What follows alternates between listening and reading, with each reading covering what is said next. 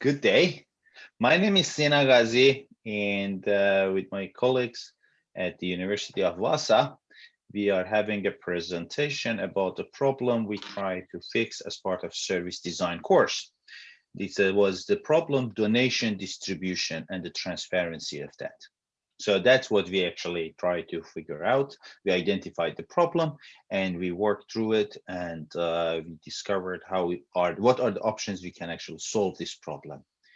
And in our today's presentation, as part of the service design course, uh, it will be me talking, which I'm coming with a technology background.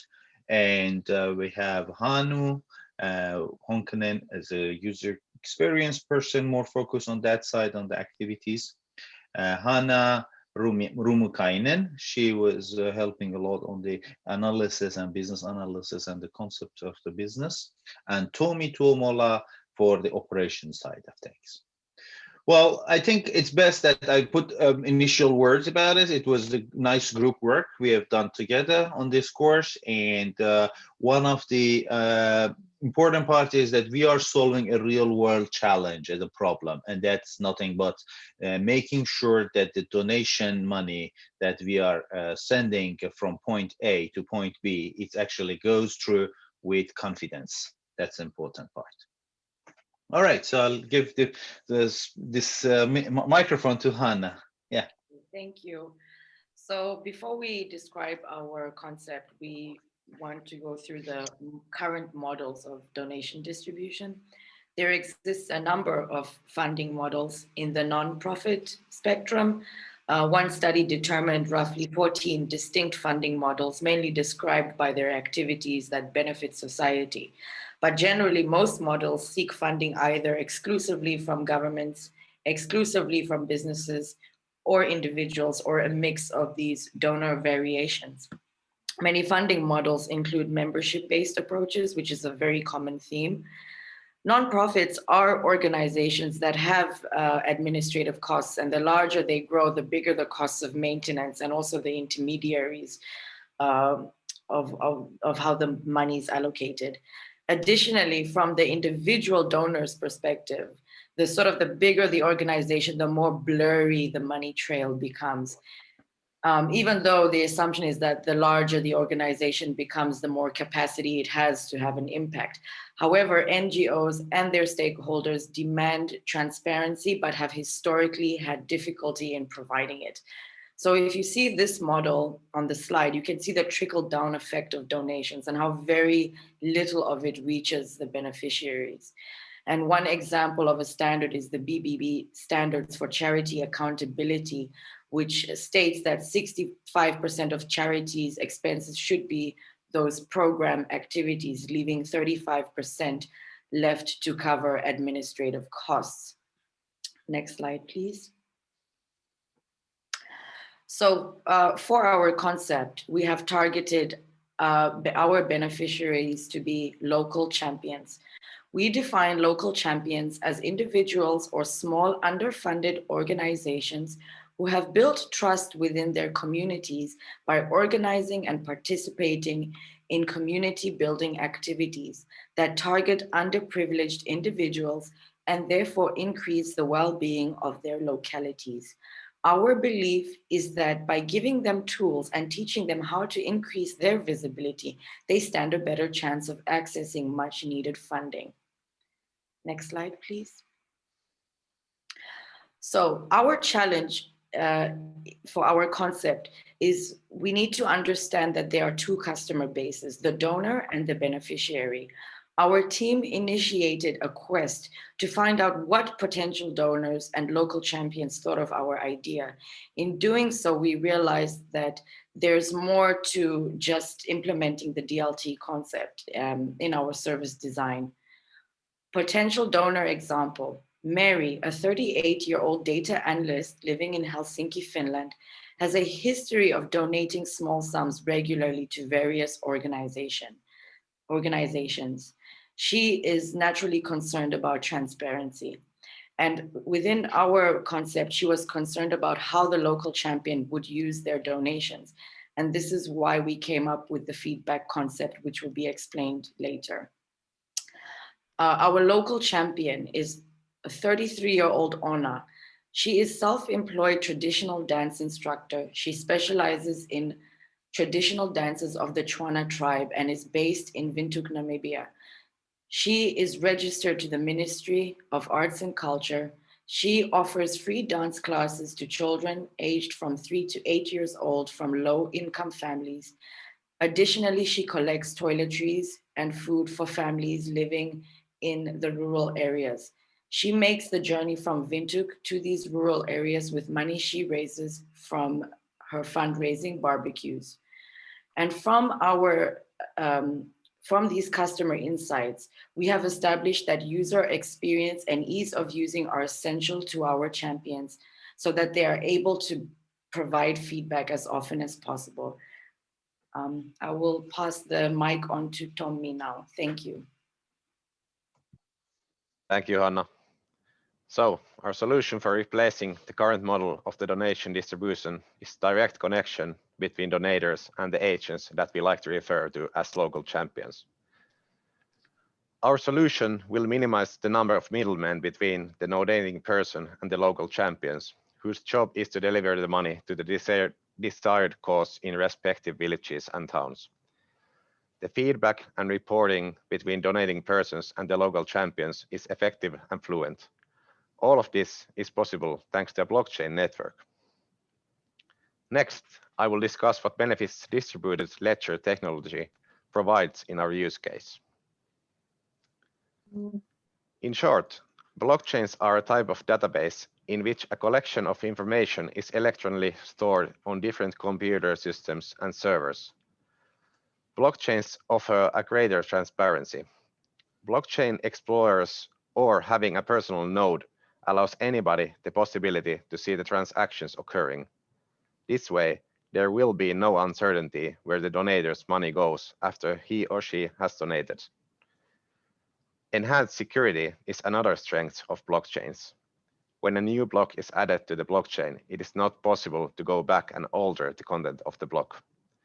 And if a hacker would manage altering a block trying to steal the money, that change would have an effect on all the other blocks in the chain after that block, and the hacker would get caught.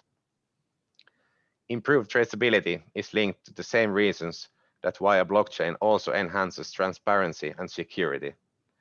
Blockchain allows people to spot where exactly the money is going. Not being able to know where your money goes when you donate is a big reason why many people avoid donating. Blockchain solves this problem. Increased efficiency and speed is greatly increased with the help of blockchain. One of the biggest reasons for this is the fact that blockchain eliminates many intermediaries whose actions would traditionally take a long time to get completed. While transparency, security, traceability, and speed is important, reduced costs are arguably the biggest advantage of utilizing blockchain in donating. As told, traditional donating usually includes many intermediaries whose contributions means that one's donation will only partly go to the donated cause. However, by enabling business models with less intermediaries, the overall cost of delivery is reduced dramatically. Next, Hannu will discuss about the local champion actions. Thank you. In our service, there are two main users, and Hanna presented there earlier, and I used the same name. Our local champion, call it Ona. And to simplify, we separate the actions of local champion, Ona, and the donator, Mary, from each other. Because in real use, the actions are limited. So by the separation, we can simplify the actions better. So if we firstly watch the action of Ona, what Ona should do in our service. First, Ona register and complete the whole profile. After that, Ona introduce the community where she lives and the causes and the problems what they have in their community. After that, the last action is to log actions, what Ona has done with the money she has received from Mary, and provide feedback to Mary. Next slide, please. And the donating person, Mary. First, Mary browsed causes, communities, and local champions in our web server application. After she has found the target where she wanted to send the money, she do the donation. And lastly, she rate the feedback which is from owner.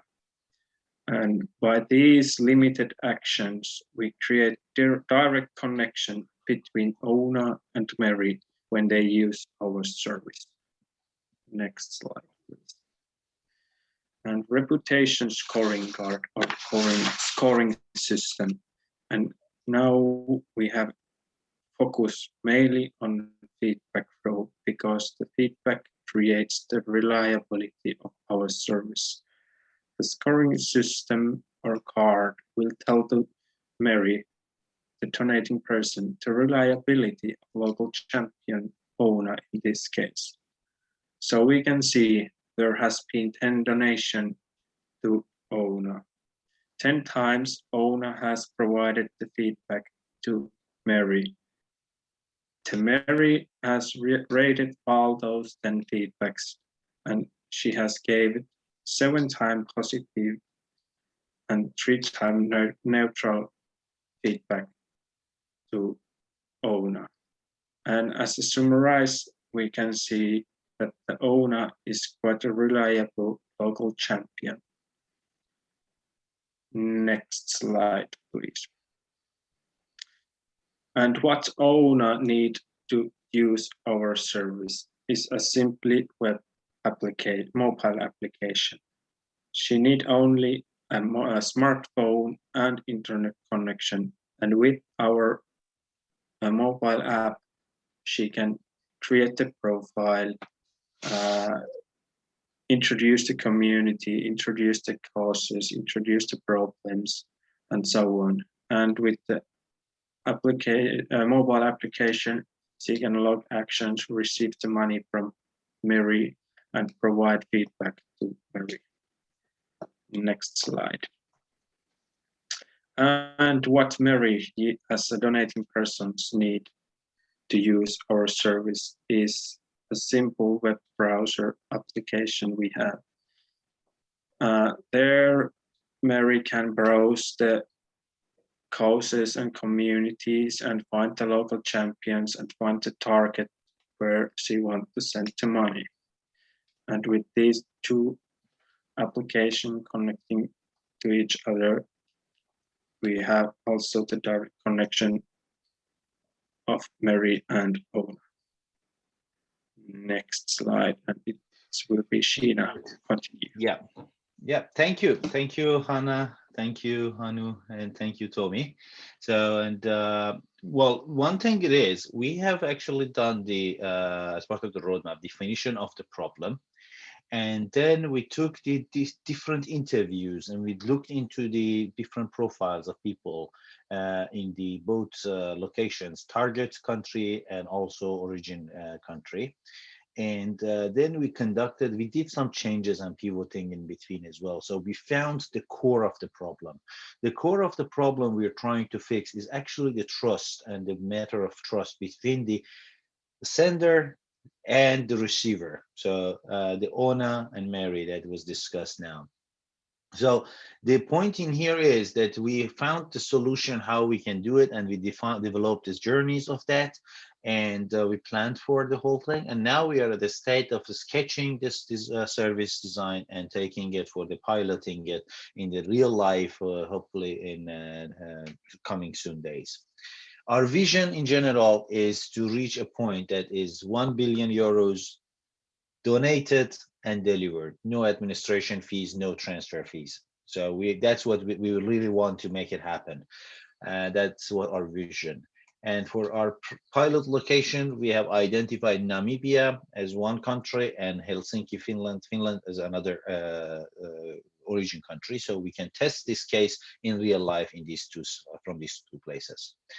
It was a very good practice for me and for the team. We have learned a lot together. I enjoyed it a lot, and we have had a very good course. And yeah, I'm so happy, and thank you very much for your attention. So if you guys want to say something as a closing remarks, yeah. No, I think Yeah, we're thank you for you, Sina, as well. Great Thank working you. with Thank you, everybody. Thank you. Thank you very much, guys. Thank you, Hannah, Hanu, and Tommy. Great. Good. Bye-bye.